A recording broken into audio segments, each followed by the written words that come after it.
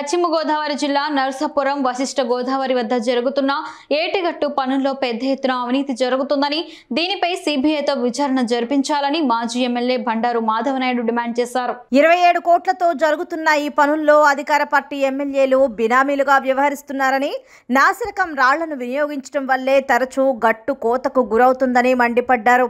కోతకు గురైన గట్టును ఆయన పరిశీలించి అధికారులపై ఫైర్ అయ్యారు. ప్రజల ప్రాణాలతో చెలగాటమాడొద్దంటూ హెచ్చరించారు.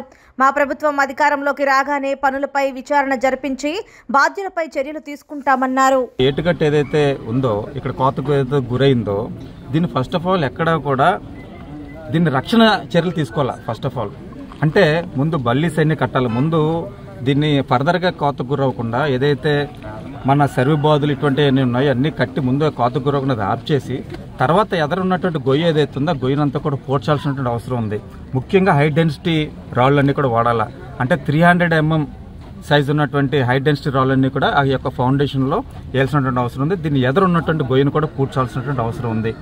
అయితే ఇక్కడ జరిగినటువంటి ప్రక్రియ ఏదైతే ఉందో ఇక్కడ కేవలం ఒక అధికార పార్టీ ఎమ్మెల్యే ఇక్కడ ఉన్నటువంటి స్థానిక శాసనసభ్యుడు దీనికి సంబంధించిన బినామీ కాంట్రాక్టర్ కాబట్టి ఈ చర్యలు ఎక్కడ కూడా తీసుకోకుండా అధికారుల పర్యవేక్షణ ఎక్కడ లేకుండా డైరెక్ట్గా పోసేయడం జరిగింది. ఇక్కడ ఇందులో ఉన్నటువంటి రాళ్ళన్నీ కూడా పట్టుకొచ్చి ఏ విధంగా రక్షణ చర్య తీసుకోకుండా డైరెక్ట్గా ఇందులో పోసేయడం జరిగింది. పోసేసినటువంటి రాళ్ళు కూడా అన్నీ కూడా హై డెన్సిటీ రాళ్ళు కదా. ఏవి కూడా ఎక్కడా కూడా నాణ్యత లేనటువంటి రాళ్ళు, ఇలాగా కొడుతుంటే పొడుమైపోయేటువంటి రాళ్ళు, గ్రావెల్ మట్టినంతా కూడా ఏదైతే రిజెక్టెడ్ కార్ ఏదైతే ఉందో ఆ కారు నుంచి పట్టుకొచ్చిన రాళ్ళన్నీ కూడా ఇందులో డైరెక్ట్గా వేసేయడం జరిగింది. దీనివల్ల ఏదైతే రాళ్ళు వేస్తారో మేము అప్పట్లోనే చెప్పాం, రాళ్ళు వేస్తున్నప్పుడు మేము ముందే చెప్పాం, మట్టి ఏదైతే వేస్తున్నారో చెప్పాం, వచ్చి ఇదంతా కూడా కరిగిపోతుంది, ఇది నీళ్ళలో పడితే కరిగిపోతుంది, ఇలా కొడుతుంటే పొడైపోతుంది అని చెప్పేసి మీడియా మిత్రులందరికీ కూడా చూపించాం. దీనికి సంబంధించి మీడియా మిత్రులు కూడా అందరూ కూడా ప్రత్యక్షంగా చూడటం జరిగింది. నర్సాపురం నియోజకవర్గ ప్రజలందరూ కూడా ప్రత్యక్షంగా చూడటం జరిగింది. ఇదంతా కూడా పొడి అయిపోయేటువంటి రాళ్ళు అని చెప్పి. కానీ ఎక్కడ కూడా వాళ్ళు ఎన్ని చెప్పినా కూడా ఎక్కడ కూడా పట్టించుకోకుండా ఆ కింద ఆ యొక్క పొడి అయిపోయేటువంటి రాళ్ళన్నీ కూడా వేసి దాన్ని సమర్థించుకుంటూ ఆ యొక్క వాళ్ళు తీసుకున్నటువంటి చర్య ఏదైతే ఉందో దీనికి సంబంధించి మేము దీని తర్వాత దానిపైన మేము ఎప్పుడైతే కంప్లైంట్లు ఇచ్చామో దీనిపైన వాళ్ళు ఆ యొక్క హై డెన్సిటీ రాళ్ళను అప్పుడు ఆ తర్వాత పట్టుకొచ్చి చేయడం జరిగింది.